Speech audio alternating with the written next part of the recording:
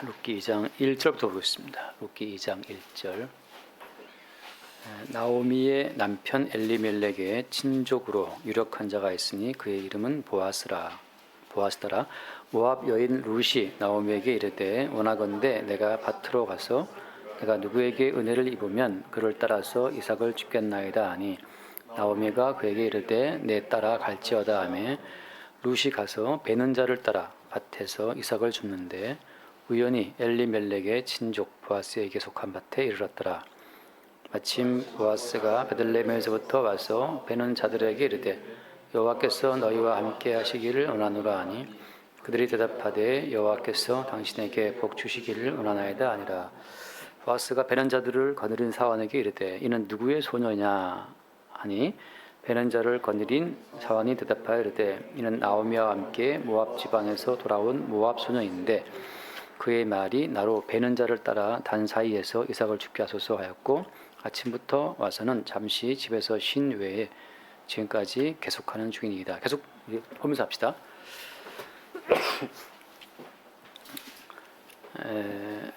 오늘은 보아스하고 룻이 만나는 장면인데 그 전에 1절에 보면 나오미의 남편 엘리멜렉이 나오죠. 엘리멜렉은 이제 죽은 자잖아요. 엘리멜렉은 죽은 남편의 이름인데 그 죽은 남편의 이름이 나오는데 그 친족 중에 보아스가 있었다. 이제 그 보아스를 말하고 있습니다. 그러니까 성경은 이름 전쟁이에요. 성경은 이름과 이름의 싸움이다. 근데 이제 성도는 자기의 이름을 빼앗기고 그리스도 예수의 이름을 받는 그 여정으로 인생을 살게 됩니다. 그러니까 성도는 자기 이름으로 사는 삶이 계속 깨지고 망가지고 그 자기 이름이 그리스도 예수의 이름으로 교체되는 그런 과정을 밟게 돼요. 그러니까 이제 아브라함으로 부름받았다가 나중에 어떻게 바뀝니까? 나중에는 아브라함으로 바뀌었잖아요. 아브라함으로. 또 사레로 부름받았다 나중에 사라로 바뀐단 말이죠. 야곱으로 부름받 나중에 어떻게 바뀌어요? 이스라엘로 바뀌고 그런 것처럼 이제 성도도 우리가 알고 있던 기존의 내 이름이 변경되고 하나님으로도 오는 새로운 이름인데 그 하나님이 주시는 그 모든 새로운 이름은 다 예수 그리스도의 이름으로 이렇게 모아집니다. 모든 성도의 이름은 다 예수 그리스도라는 그 하나의 이름으로 집결되어요. 그러니까 예수 그리스도의 군대, 예수 그리스도의 몸, 예수 그리스도의 신부 이렇게 바뀌는 거죠. 그러니까 우리가 어떻게 해야 될까요?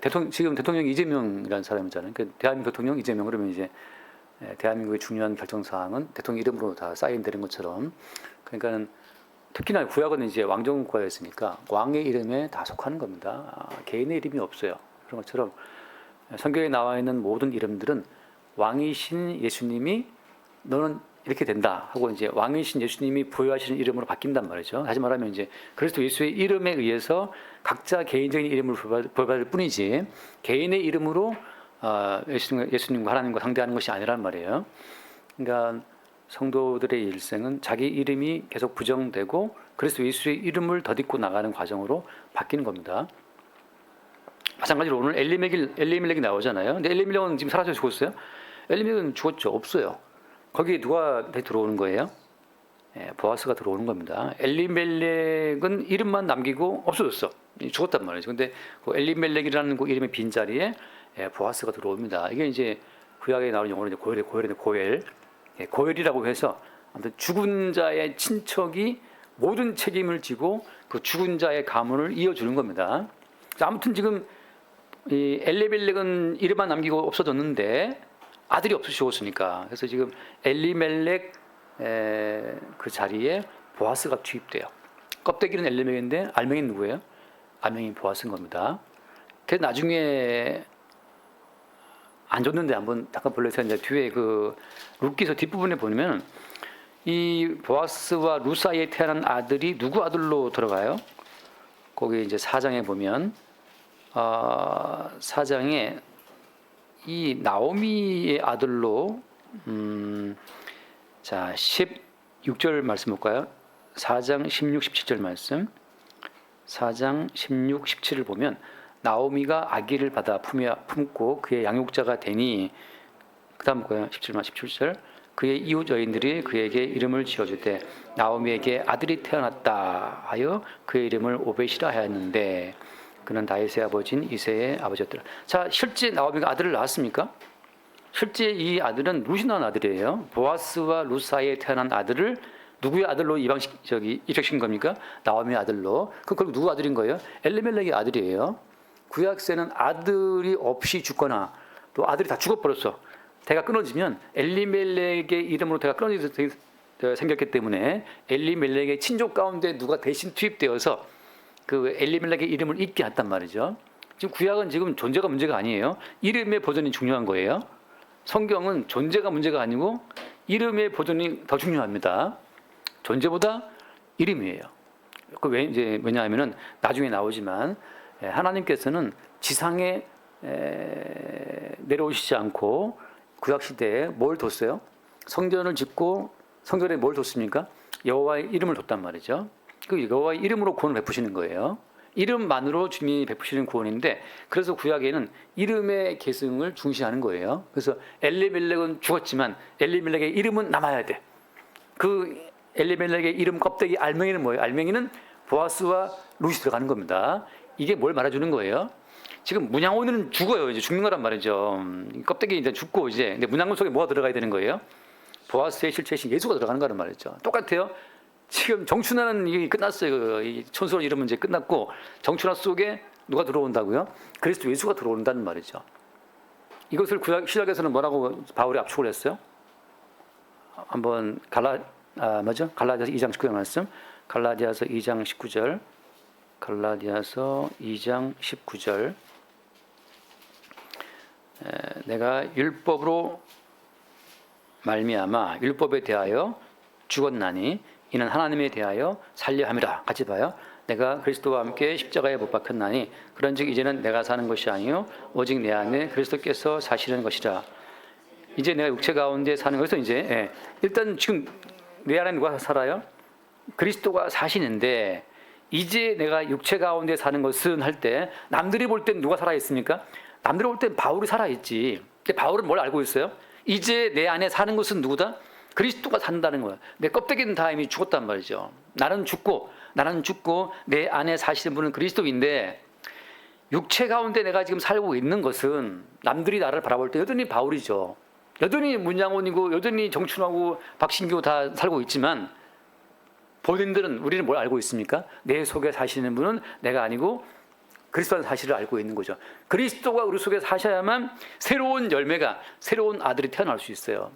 그리스도 예수의 이름으로 주어지는 결실이라고 하는 거죠. 그러니까 우리의 인생 결실은 다 지옥에 태워질 쓰레기에 불과하고 우리 속에 들어와 사실은 그리스도로 말미암아 생기는 그 새로운 열매로 말미암아 하나님께서 우리를 영원한 세계로 인도하신다고 하는 거죠. 그래서 지금 엘리멜렉은 죽었으나 그 이름은 남아 있는데 그 이름을 계승할 자가 없었어. 근데 어떻게 돌아와 보니까는 그 이름을 계승할 자로 지금 누가 등장했습니까? 고열이라는 그 제도의 근거에서 엘리멜렉의 친족으로 유력한 자가 있으니 그의 이름은 보아스라. 보아스가 나오는 거죠. 보아스의 뜻은 뭐예요? 보아스라는 이름의 뜻은 어떤 겁니까? 우리가 알잖아요. 솔로몬이 세운 성전에 기둥 2개 있잖아요. 솔로몬의 기둥 하나 이름이 뭐예요? 야긴이고 하나는 보아스인데 솔로몬의 성전 그 2가지 기둥 가운데 하나의 이름이 보아스. 뜻은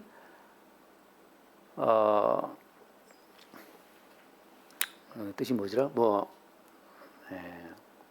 그에게 능력이 있다. 그에게 보아스 뜻이 그겁니다. 그에게 능력이 있다는 뜻이에요. 다시 말하면 하나님에게 능력이 있다. 다시 말해서 그의 이름은 보아스라고 하는 것은 누구를 보여주는 이름인 거예요. 결국 능력의 주체이신 주를 보여주는 이름인 거죠. 그래서 지금 엘리멜렉이라고 하는 껍데기 이름은 남아 있는데 이미 엘리멜렉은 없어졌어. 이미 모압 당해서 죽었단 말이죠. 이제 그 이름을 이어가기 위해서 투입된 자는 보아스예요. 그에게 능력이 있다라고 하는 성전의 기둥 가운데 하나, 그 이름이 지금 이 엘리멜렉의 가문에 뒤에 보면 나오지만 아무튼 고엘 제도의 근거에서 엘리멜렉 가문을 세워주는 들어오는 겁니다. 자, 그러기 위해서 누가 필요하냐면 또 룻이 필요한 거죠. 그래서 그 뒤에 말씀 볼게요. 돌아가서 2장 2절에 모압 여인 룻이 나오미에게 이르되 원하건대 내가 밭으로 가서 내가 누구에게 은혜를 입으면 라고 하잖아요. 지금 이 이방 여인 룻은 뭘 알고 있냐면 자기 삶의 내비게이션 자체가 은혜에 있다는 것을 지금 고백하고 있는 거예요. 지금 돌아왔는데 아무런 기반이 없어. 남편도 아무것도 없고 밭도 없고 아무것도 없어요. 빌어먹어야 되는 상황이란 말이죠. 지금 뭐 하려고 하는 거지 룻이? 때마침 이제 그 보리 추수를 시작할 때니까 남들이 보리를 벨 때 떨어지는 그 이삭을 죽겠다고 말하는 거죠. 그래서 내가 누구에게 은혜를 입으면 그를 따라서 이삭을 죽겠나이다라고 했어요. 그러니까 성도의 인생은 내가 누구에게 은혜를 입으면이라고 하는 이 은혜로 인도받는 삶이지 성도가 주도하는 삶 자체는 이미 끝난 거예요. 엘리멜렉이 죽었을 때 엘리멜렉에 속한 가문 전체가 다 죽은 거예요.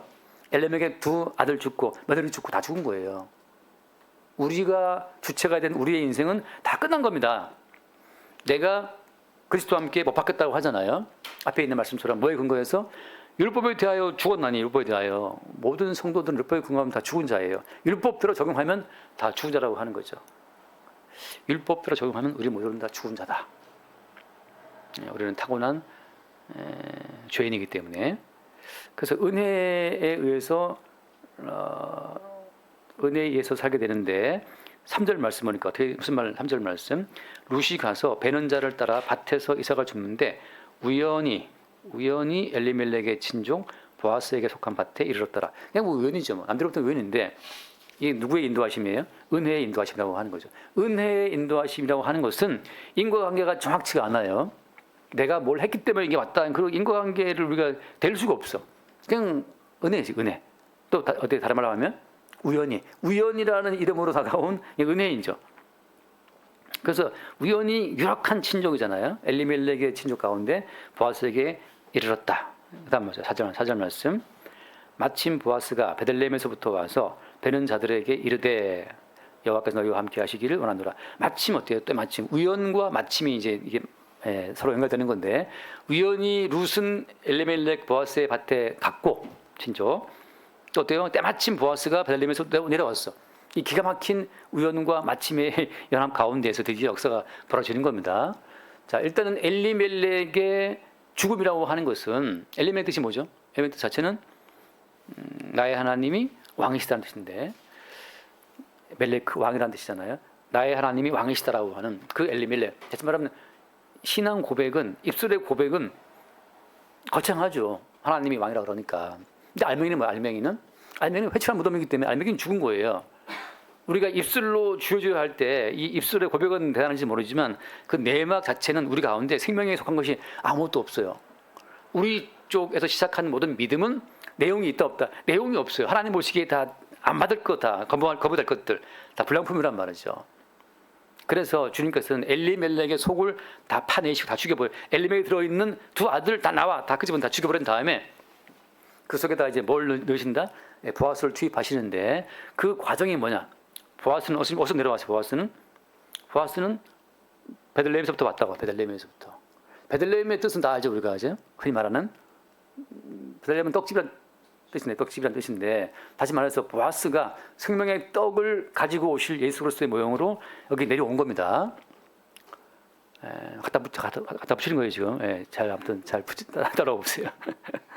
자, 말씀 한번 봅시다. 요한복음 6장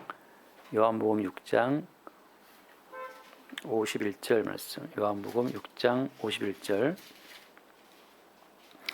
나는 하늘에 내려온 살아있는 떡이다. 그러니까 원래 베들레헴은 위에 있는 거예요. 위에서 떡집이 위에 있단 말이죠. 나는 하늘에 내려온 살아있는 떡이다. 원래 베들레헴 떡집은 위에 있다. 위에서부터 주님이 떡으로 오셨단 말이죠. 사람이 이 떡을 먹으면 영생하리라. 내가 줄 떡은 세상의 생명을 위한 내 살이다 하시니라. 52절 봅시다. 그러므로 유대인들이 서로 다투어 이르되 이 사람이 어찌 능히 자기 살을 우리에게 주어 먹게 하겠느냐. 그러니까 사람들은 이해를 못하죠. 왜냐하면 인간들이 원하는 떡은 다른 종류의 떡이니까. 지금 어떻게 하나님의 의도는 인간의 속을 다 파내고 그 속에 생명의 떡을 채울 요량이기 때문에 53절 예수께서 이르시되 내가 진실로 너희에게 이르노니 인자의 살을 먹지 아니하고 인자의 피를 마시지 아니하면 너희 속에 생명이 없다. 같이 봐요. 내 살을 먹고 내 피를 마시는 자는 영생을 가졌고 마지막 날에 내가 그를 다시 살리리니 내 살은 참된 양식이요 내 피는 참된 음료로다. 그러니까 이게 지금 예수님의 살을 먹고 예수의 피를 마신다라고 하는 이 예수님의 말씀 자체는 이미 까마득한 구약에 무엇이 모형이었어요? 그냥 설주와 임방에 피 바르고 피 바른 집 안에서 양의 어린 양 고기를 먹는다는 출애굽할 때 구원받으려면 세상에서 나오기 위해서는 어린 양이 죽어야 하고 어린 양의 피를 발라야 하고 어린 양의 고기를 피 바른 집 안에서 먹어야 한다라고 하는 유월절 규례가 사실은 이 예수님의 살과 피의 원래 그림이란 말이죠. 근데 지금 이스라엘 사람들은 그 의미를 지금 다 잊어버렸어요. 지금 그들이 출애굽할 때 있었던 그 원리를 잊어버린 거죠. 주님께서 다시 말씀하시는 거예요. 내 살을 먹고 할 때 내 살은 어린 양의 고기라고, 내 피를 마시는 자, 그것은 예수 어린 양의 피를 발랐던 유월절의 그 날을 생각하게 하는 거예요. 이것이 너희를 위하여 흘린 바 나의 피, 새어나게 피를 하신 말씀처럼. 그래서 내 살을 먹고 내 피를 마시는 자는 내 안에 거하고 나도 그 안에 거한다라고 하는 몸의 일체가 이루어지는 겁니다. 그러니까 주님의 살을 먹고 주의 피를 마시기 위해서는 먼저 뭐가 제거되어야 되는 거예요? 우리 속에 나로 먹고 나로 마시고 살던 그 내 인생이 다 이렇게 호박 파라듯이 다 파내줘야 되는 과정이 따라오는 거죠. 그러니까 죽음이 따라와야 되는 거예요. 나로 살던 내 인생이 끝나야 되는 거예요. 지금 가끔 제가 이제 어떤 분들 만나 대화하다 보면 오해가 그거죠. 내 속에 사시는 분이 그리스도라고 그러니까 내가 그리스도와 함께 하고 이제 산다 그러니까는 나와 예수님이 동거한다고 막 좋아해요. 그거 착각입니다. 주님이 들어오시면 기존의 나는 어떻게 돼야 돼요? 죽어야 돼요. 죽는 거란 말이에요. 매일매일 죽어야 돼요. 나 살고 주님 오시고 잘해봅시다 우리 하고 이렇게 환영 웰컴이 아니란 말이죠. 주님이 오시면 우리를 죽이러 오시는 거예요. 우리 못 박으러 오셨단 말이죠. 그러니까 나는 죽는 겁니다. 그럼 지금 살아있는 나는 뭡니까? 지금 살아있는 나는 내 속에 오신 예수님이 어떻게 인도하시는지를 그것을 목격하고 그 주님이 활동하신 것 자체를 증거할 증인으로 살아있는 거예요. 주님이 들어오시면 기존의 엘리멜렉은 죽여버리고 그 속에 보아스가 들어와서 힘은 그에게 있다. 영어로 뭐라 합니까? 아무튼 그 보아스 야기는 그가 세우시리라. He establish 그가 세울 것이고 보아스는 그에게 힘이 있다는 뜻인데, 그러니까 엘리멜렉이 죽고 보아스가 들어오면 생존의 힘이 생명의 힘이 그에게 있음을 우리가 계속 목격하면서 그 생명의 힘이 그에게 있다는 사실을 증언하는 증인으로 살아가는 거죠. 그 말은 무슨 말이에요? 생명의 힘은 내게 없다는 것도 전제하고 있는 거예요. 이걸 보여준 설명한 예가 사도행전 4장 말씀입니다. 사도행전 4장 5절 말씀입니다. 사도행전 4장 5절. 이튿날 관리들과 장로들과 서기관들이 예루살렘에 모였는데, 이 지금 앞에 보면 나오지만 베드로가 설교할 때 5천 명이 돌아왔어요. 여러분 이게 얼마나 놀라운 사건이냐면 예수님이 살아계실 때 모든 군중들이 예수를 죽였잖아요. 못박으로 하고. 예수님 자체는 대단한 일을 예루살렘에서 하지 않고 그냥 죽어버렸어요. 근데 그 예수의 이름으로 베드로가 설교했을 때 5천 명이 돌아왔단 말이에요. 그 앞에 보면 3천 명 돌아오고 3천 명, 5천 명 막 돌아왔어요. 이게 너무나 대단하기 때문에 회의가 열렸어. 이튿날 관리들과 장로들과 서기관들 다 모여가지고 회의하죠. 그 다음 말씀, 6절 말씀 봅시다. 대제사장 안나스와 가야바와 요한과 알렉산더와 및 대제사장의 문중이 다 참여하여, 이게 너무나 큰 사건이기 때문에 대제사장 문중이 총출동해가지고 이게 뭔 일이야 도대체, 이게 무슨 일이고 이게. 예수라고 하는 그 두목을 죽여버렸는데 예수 죽일 때 도망쳤던 그 똘마니들이 모여가지고 한 번 설교하는데 3천 명, 5천 명이 돌아왔어요. 지금 예루살렘이 막 진동하고 있는 거죠. 이상한다? 두목을 죽였으면 다 사라져야지. 왜 더 난리치지? 7절. 사도들을 가운데 세우고 묻되 너희가 무슨 권세와 누구의 이름으로 이 일을 행하였느냐. 이에 베드로가 성령에 충만하여 백성의 관리들과 장로들아, 만일 병자에게 행한 착한 일에 대해, 이건 이제 병자 고친 거 말하죠. 안전명이 어떻게 구원을 받았느냐 우리 질문한다면, 자 이제 10절 말씀이 하이라이트. 10절 같이 봅시다. 너희와 모든 이스라엘 백성들은 알아라. 너희가 십자가에 못 박고 하나님이 죽은 자 가운데서 살리신 나사렛 예수 그리스도의 이름으로 이 사람이 건강하게 하게 되어 너희 앞에 섰느니라. 너희들이 죽여버린 그 나사렛 예수 그리스도의 이름으로 이 사람이 건강하게 되었다. 아니 예수는 죽었잖아. 예수님은 죽었는데 뭐는 살아있어요? 그 이름이 살아있단 말이죠. 이름으로. 예수님은 보이지 않지만 보이지 않는 그 예수님이 이름으로 살아있어요. 누구 속에? 베드로 속에. 베드로는 바로 그 보이지 않으나 이름으로 살아계신 그 예수 그리스도의 증인이란 말이죠. 그 이름으로 이 사람이 건강하게 되었다. 11절 이 예수는 건축자들이 버린 돌로 두개 버릇돌이 되었느니라. 같이 봐요. 12절 다른 이로서는 구원을 받을 수 없나니 천하 사람 중에 구원을 받을 만한 다른 이름을 우리에게 주신 일이 없다. 그러니까 천하 모든 인간 가운데 구원받을 다른 이름을 주신 일이 없다. 그 그리스도 예수의 이름에만 생명이 있다는 사실을 증거하는 거죠. 그러니까 지금 예수라는 존재는 있어요, 없어요? 성도는 예수라는 존재를 증거하는 자들이 아니라 뭘 증거하는 자예요? 예수라는 이름을 증거하는 자예요. 이름을. 왜? 그 이름이 역사를 일으키기 때문이에요. 자, 다시 말씀드립니다. 예수라는 그 존재는 앞에 앉혀놓고 같이 떡을 먹고 병자도 고치게 했고 대화도 했지만 예수라는 존재는 어때요? 그건 각자 모든 인간의 욕망을 따라서 그 예수라는 존재를 해석하고 볼 뿐인데 살아계신 그분의 이름이 들어오게 되면 그 이름이 자기 백성들의 삶을 통제한다는 걸 보여주고 있는 겁니다. 한 번 더 앞에 우리가 3장 말씀 한번 볼게요. 3장 다 알죠. 3장 1절 보면 3장 1절 사도행전 3장 1절 제9시 기도 시간에 베드로와 요한이 성전에 올라갈새 2절 봅시다. 나면서 못 걷게 된 이를 사람들이 메고 오니 이는 성전에 들어가는 사람들에게 구걸하기 위하여 날마다 미문의 성전 문에 두는 자라. 자, 나면서 못 걷는 자, 이게 모든 인간을 보여주는 대표입니다. 나면서 걷지 못하는 자, 모든 인간은 선천성 장애인이고 선천성 죄인이고 선천성 불구자예요. 하나님 영광에 이룰 수 없는, 어떻게 해도 모든 인간은 그냥 선천성 못 걷는, 하나님 나라에 갈 수 없는 죄인이란 말이죠. 근데 어떻게 예수의 베드로가 6절 말씀 6절에 베드로가 이르되 은과 금은 내게 없거니와 내게 있는 것으로 이것을 내게 주노니 나사렛 예수 그리스도의 이름으로 일어나 걸으라. 우리에게 있는 것은 뭐밖에 없어. 우리에게 있는 것은 나사렛 예수 그리스도의 이름밖에 없다는 거죠. 이게 무슨 소리예요? 이름을 우리가 소유할 수 있습니까? 엄밀히 말하면 그 이름에 우리가 소유당한 거죠. 그 이름에 의해서 우리의 존재의 의미가 규정된 거예요. 뭐 하라고? 예수 그리스도의 이름에 증인 되라고. 그러니까 우리는 뭘 말하는 거예요? 한 끼 밥을 먹어도 예수 그리스도의 이름으로 먹는다. 어디를 걸어가도 예수 그리스도의 이름으로 걸어간다. 빚지고 살았다. 빚진 것도 예수 그리스도의 이름으로 빚지고 있다. 이거는 사나 죽으나 예수 그리스도의 이름으로 존재한다는 사실을 고백하는 거죠. 그랬더니 이 친구가 일어나서 걸었다. 그 얘기잖아요. 그러니까 이제 모든 성도의 삶 자체는 그의 이름으로 엘리멜렉이 죽고 보아스라는 실체가 그 이름 속에 들어가는 것처럼, 그래서 이제 보아스라는 실체가 엘리멜렉의 가문을 이어가는 것처럼 모든 성도는 자기로서는 내부는 죽었지만 그 속에 오신 예수 그리스도로 말미암아 살아가는, 마치 오전 마침처럼 차가 있다면 그 차 주인이 바뀐 거죠. 최수사님 차 바꿨더라고요. 조금 좋아진 것 같아요. 차도 바꾸고, 바꾼 게 아니라 뭐 월세? 렌트, 차를 렌트했더라고요. 월세 렌트듯이 한 달에 얼마씩 주고 이제 그런 것처럼. 원래 그 월세 그 차는 다른 사람 물론 차인데 최수사님이 또 빌린 거예요. 그래서 타고 그런 것처럼 모든 성도는 그리스도 예수께서 자기의 이름을 두시기 위한 어떤 차, 어떤 빈집 같은 거기 때문에 이제 주의 예수 이름이 그 사람을 끌고 간다는 것을 보여주고 있는 겁니다. 하나 더 말씀드릴게요. 요한계시록 3장을 잠깐 보면 요한계시록 3장, 이것도 뭐 다 아는 얘기지만 요한계시록 3장 7절 말씀 보면 7절에 빌라델비아 교회 사자에게 편지하라. 거룩하고 진리사 다윗의 열쇠를 가지시니 쭉 나오잖아요.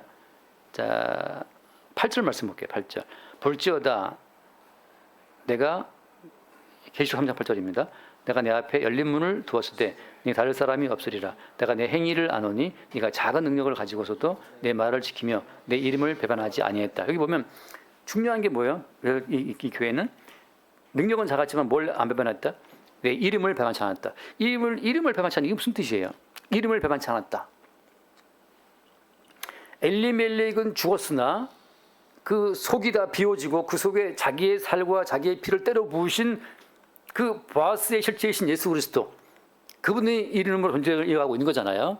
우리 모든 성도는 나는 이미 죽었어요. 예전에. 지금 내가 육체 가운데 거하고 있는 것은 내 속에 자기의 살을 때려 부으시고 자기의 피를 공급하시는 그리스도 예수로 난 살고 있어라고 하는, 그래서 예수의 이름을 고백하는 것 자체가 이름을 배반하지 않는 거예요. 정철화의 지혜로, 정철화의 뚝심으로 살아왔다, 이게 아니라는 거죠. 우리가 우리의 이름을 내세우는 순간 누구의 이름을 배반하는 거예요? 예수 그리스도를 배반하는 거예요. 그러니까 우리가 살아도 죽어도 가난한도 부해도 나의 알맹이는 이미 다 빠져나가고 내 알맹이 예수의 살과 예수의 피로 내 속에 들어오신 그분의 이름으로 존재한다는 사실을 증거할 때 그게 이름을 배반치 않고 이름에 충성을 다한단 말이죠. 그 뒤에 볼게요. 뭐 12절 말씀 12절. 거기 3장 12절 요한계시록 이기는 자는 내 하나님 성전의 기둥이 되게 하리. 기둥 가운데 하나는 이름이 뭐였어요? 보아스였잖아요. 하나는 야긴이었고 성전의 기둥이 되게 하리니 다시 나가지 아니하리라. 내가 하나님의 이름과 하나님의 성 곧 하늘에 하나님께 내려오는 예루살렘의 이름과 그다음에 나의 새 이름을 그 위에 기록하리라. 다시 말하면 그리스도 예수의 새로운 이름이 끝없이 새로운 이름이 성도 가운데 기록되는 거예요. 어떻게 할 때? 나의 나됨이 내가 아니라 그리스도 예수의 이름에 있다는 사실을 고백할 때 엘레멜렉이라고 하는 그 이름은 사실 그 속에 들어와 있는 보아스라고 하는 실체에 의해서만 가능하잖아요. 그러니까 정춘화가 된 것은 이미 그 속에 들어오신 살과 피로 들어오신 베들레헴의 주인 되신 그분의 어떤 이름의 활동에 의해서만 우리의 존재가 가능하다는 것을 고백하고 있는 거예요. 자, 돌아와서 보겠습니다. 그래서 지금 엘리멜렉의 친족 보아스가 등장하면서 이제 이 엘리멜렉의 이름 자체를 가문을 이제 있는 자로 보아스가 오겠다는 사실을 지금 깔고 있는 겁니다. 그리고 그런 과정 되기 위해서 룻이 가서 이삭을 줍는데 우연히 간 밭이 하필이면 또 보아스의 밭이었고 또 때마침 또 보아스의 감독하러 또 베들레헴에서 내려왔단 말이죠. 그래서 너 누구냐 그러니까 이제 뭐 이 사람 설명하잖아요. 모압 소년이다. 자, 그다음 봅시다. 8절 말씀 8절 돌아와서 룻기 2장 8절. 지금 뭐 졸리죠, 그죠? 어때? 암시하면 지금 졸려갖고 지금 되게 힘들어하고 있어요. 또 누가 힘듭니까? 스탠드업. 힘드신 일 하셔야 돼요. 8절 봅시다. 보아스가 룻에게 이르되 내 딸아 들으라. 이삭을 주로 다른 밭으로 가지 말며 여기서 떠나지 말고 나의 소년들과 함께 있으라. 그들이 베는 밭을 보고 그들을 따르라. 내가 그 소년들에게 명령하여 너를 건드리지 말라 하였느니라. 목이 마르거든 그릇에 가서 소년들이 기러올 것을 마실지니라. 루시도 이상하게 보아서가 또 이렇게 카인드니스 아주 굉장히 친절하게 또 친절을 베풀어. 이거 마음이 있었는지 모르겠는데 아무튼 첫눈에 반한 같기도 하고. 근데 10절 루시 엎드려 얼굴을 땅에 대고 절하며 이게 땅에 대고 절할 정도로 바짝 이제 왜냐하면 베트남 여자가 온 거예요 말하자면 이방 모압 여자니까. 그러니까 뭐 베트남 말 어떻게 하죠? 뭐 감사하다는 말, 뭐 뚱땅하겠죠. 뚱땅하고 이제 엎드려 절하고. 나는 이방 여인이거늘 하잖아요. 나는 이방 여인. 난 베트남에서 왔는데 당신이 어찌하여 내가 은혜를 돌보시나이까 이렇게 말하잖아요. 왜 보아스가 이렇게 이방 여자한테 친절을 베풀었을까요? 첫눈에 반했다 1번. 2번 다른 뭔가 있을 것이다. 근데 이 룻이 이뻤다는 말은 없어요 성경에. 그러니까 이쁘지를 않았던 것 같아요. 성경에 보면은 이쁜 사람은 이쁘다고 표시하잖아요. 보면 그 사라 같은 경우에도 너무 예쁘다 나온단 말이죠. 그 야곱이 빠졌던 그 야곱이 좋아했던 여자도 라헬도 어때요? 그냥 다 이유가 나와 있어요. 근데 이 룻의 외모의 평가가 없는 거 봤을 때는 외모는 별로 쓸 게 없었던 거지. 그러니까 안 썼던 것 같은데. 근데 이상하게 친절을 베풀었어. 자, 그다음 말 11절. 보아스가 그에게 이르되 네 남편이 죽은 후로 네가 시어머니에게 행한 모든 것과 내 부모와 고국을 떠나 전혀 알지 못하던 백성에게로 온 것이 내게 분명히 알려졌느니라. 지금 이 보아스가 어때요? 알고 있어. 뭘 알고 있어요? 이 여자가 모압 사람인 걸 알고 있단 말이죠. 그다음에 남편 죽은 과부인 것도 알고 있어요. 다시 말하면 호감을 느낄 만한 게 없어 여자한테. 어디 유력한 집안의 딸이라서 저 사람한테 그것도 아니란 말이죠. 그냥 다 까먹고 남편 죽고 시아버지 죽고 다 털어먹고 돌아왔다는 걸 알고 있어요. 근데 그게 왜? 그게 왜 그게 호감도 높이는 원인이란 말이죠. 그다음 12절 봅시다. 더 나가는데 12절. 여호와께서 네가 행한 일에 보답하시기를 원하며 이스라엘 하나님 여호와께서 그의 날개 아래에 보호를 받으러 온 내게 온도랑 상 주시기를 원하노라. 이게 뭐 말도 못할 이 축복의 성찬을 막 내려주는 거예요. 하나님 여호와께서 그의 날개 아래 보호받으러 온 너에게 상 주시길 바란다. 이런 축복을 막 지금 플로팅 멘트도 이 정도면 뭐 경건하는 편인데 이렇게 하고 있어요. 이게 정확히 나와 있지 않지만 잠깐 말씀합니다. 제가 유추한 원인은 이거 하나 있는데 물론 이제 답은 있지만 마태복음 1장 말씀, 마태복음 1장 5절 말씀입니다. 마태복음 1장 5절 같이 한번 볼게요. 1장 5절. 살몬은 라합에게서 보아스를 낳고 보아스는 룻에게서 오벳을 낳고 오벳은 이새를 낳고 여기 보면은 자 살몬과 누가 결혼했어요? 라합은 누구죠? 네? 네, 그냥 라합. 어느 나라 사람이에요? 이방인이죠. 여리고성 사람이니까. 라합 자체가 멸망받아 마땅한 이방 여자였는데 정탐꾼을 숨겨줌으로 말미암아 결혼해서 이스라엘에 들어온 사람이잖아요. 외부에서 수혈된 피란 말이죠. 그래서 지금 많은 학자들이 말하기를 이 살몬이 정탐꾼 2명 가운데 하나라고 봐요. 어떤 사람들은. 성경에 나와있지는 않지만 이 살몬이 정탐꾼으로 왔다가 라합에게서 라합 집에 은신해 있다가 라합과 벌써 이미 어떤 썸씽이 있었고 썸 타다가 나중에 이제 성모준 다음에 결혼하지 않았나 이런 뭐 썰이 있단 말이죠. 정탐꾼 2명 중에 한 명은 여호수아가 아닐까 해서 여호수아 살몬이 정탐꾼으로 파송되었다가 여호수아는 뭐 처가 있었는지 모르겠지만 아무튼 살몬은 그래서 라합과 결혼했다 이런 이제 썰이 많이 있습니다. 어쨌든 간에 중요한 건 뭐냐면 바로 그 이방 여인 라합에게 태어난 아들이 누구란 말이죠? 지금 보아스란 말이죠. 그러니까 이제 보아스는 뭘 알고 있어요? 자기 엄마가 이방 여인이라는 것을 알고 있잖아요. 지금 이 보아스 같은 경우에는 그러니까 자기 엄마도 망할 여리고성에서 태어난 사람한테 기생 나아졌기 때문에 당연히 이방 여인 이 룻에 대한 호감도가 당연히 있죠. 자 이제 이해하시죠? 근데 문제는 뭐냐면 지금 이 살몬과 라합 결혼했던 요 이스라엘 초창기하고 지금 이 보아스와 룻이 만난 요 때까지에 너무 시간차가 많아가지고 이 시간차 때문에 지금 이 족보 가운데 뭐 빠졌다고 이제 많이들 봐요. 문제는 뭐냐면 아무튼 성경 쓰시는 분들은 다 빼고 의미 있는 사람만 이루고 있으니까 중요한 건 보아스가 이방 여인의 존재 가치를 알고 있다고 하는 거죠. 무슨 말인가 하면은 우리 모두가 다 주님 보시기에 이방인이에요. 벌어진 자고 심판받아 마땅한 자라는 사실이죠. 그러니까 보아스가 이 룻을 특별히 이렇게 은혜 받기를 바란다고 이렇게 축복하는 그 이유는 뭐 때문이냐면 우리 주님께서 이 땅에 왔을 때 우리 모두가 이방인이기 때문에 우리 모두가 다 버린 자이기 때문에 예수님께서 우리를 사랑하신 그 사랑을 보여주고 있는 거죠. 우리 알고 있잖아요. 요한복음 4장에 나온 말씀처럼 예수님께서 사마리아 성 수가성 여인을 만나서 수가성 여인에게 일종의 이제 대화하시면서 말씀을 증거하잖아요. 이제 그런 것처럼 지금 보아스도 이방에서 흘러 들어온 룻을 향한 그 사랑을 보인다고 하는 것은 원래 예수님의 족보 가운데 들어온 이방 여인들 다말과 또 기생 라합과 또 룻과 이방 모든 여인들 자체는 정통적으로 혈통의 어떤 그 은혜를 강조했던 이스라엘 사람들한테 있어서는 새로운 피죠. 새로운 피. 다시 말해서 우리 모두가 다 하나님의 사랑을 입을 만한 위치에 있지 않다는 사실을 보여주고 있는 겁니다. 그런 흐름 가운데 주께서 일방적인 사랑으로 말미암아 이 엘리멜렉 가문 가운데 침투에 들어오는 것을 보여주고 있는 거죠. 자, 끝으로 읽고 마치겠습니다. 13절 말씀. 13절 룻이 이르되 내 주여 내가 당신께 은혜 입기를 원하나이다. 나는 당신의 하녀 중에 하나와도 같지 못하오나 당신이 이 하녀를 이루하시고 마음을 기쁘게 하는 말씀을 하셨나이다 하느라. 이 지금 룻이 절대 말하자면 이제 오버하지 않아요. 자기의 처지를 정확히 어떻게 알고 있습니까? 하녀 중에 하나와도 같지 못하다는 자기의 신분을 지금 알고 있는 거예요. 다시 말해서 은혜 받을 자의 마음이라고 하는 것은 하녀와도 같지 못할 정도로 비참한 신분이라는 사실을 지금 고백하고 있는 거죠.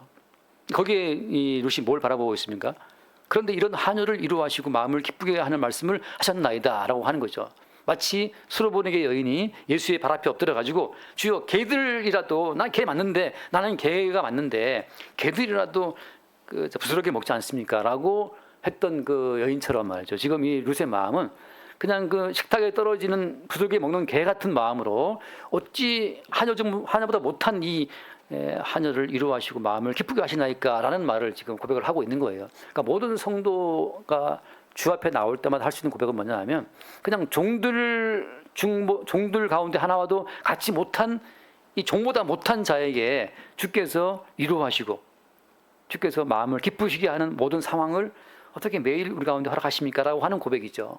그러니까 말하자면 십자가에 찢기신 주의 살과 피의 은혜가 이게 너무 말할 수 없이 뭐라고 고백할 수 없을 만큼 이게 큰 은혜라는 사실을 받기 위해서는 우리의 자리가 하녀 중 하나와도 같지 못한 그 낮은 그 자리에 있을 때면 은혜가 답죠. 그럼 이제 우리가 왜 이렇게 불만이 많습니까?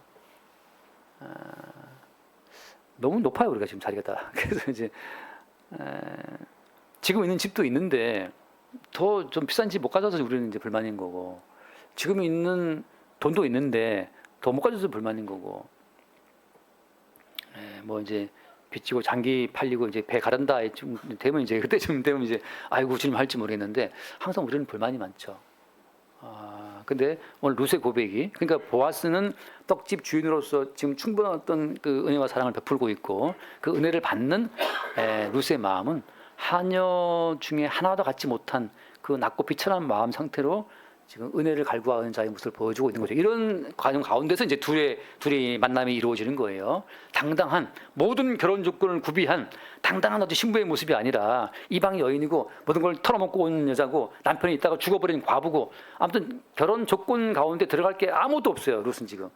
유력한 보아스가 이 굴러 들어온 이 베트남 여자 같은 이 베트남 들으면 또 화나겠는데 아무튼 이런 이 이방 여인을 맞이할 어떤 조건이 아무것도 없는 거죠. 다시 말하면 주님께서 우리를 구원하고 은혜를 입혀줄 아무런 근거가 우리에게 있다 없다. 우리에게 없어야 되는 거죠. 없어야 마땅한 거예요. 그냥 하녀 중에 하나도 갖지 못한 이 정말 겸비한 마음 자체가 이게 놀라운 주의 은혜라고 하는 겁니다. 그래서 실제적으로 그 엘리멜렉의 속이 다 파내진, 다 제거된 나의 나됨이 다 제거된 상태에서 예수의 살과 피만 받기 위해서는 나의 나됨이 싹 초토화되고 없어져야 마땅합니다. 제가 늘 들은 비유처럼 조혈 모세포 이식하기 전에 항암제를 투여해서 기존에 내 모든 조혈 모세포를 내 피를 다 죽여버린 상태에서 이제 외부에서 온전히 새로운 조혈 모세포가 이식되어서 새로운 그 피의 근원이 내 몸을 도는 것처럼 성도는 기존의 내 살과 피에 온천되는 그 조혈 모세포가 완전 파괴되어서 없애버리고 나서 이제 0.0의 자리에서 새로운 주의 살과 피를 이식받는 자의 삶으로 가는 거죠. 그 삶이 지금 다 까먹고 돌아온 룻의 가정 가운데서 이루어지기 시작하고 있는 겁니다. 기도하겠습니다.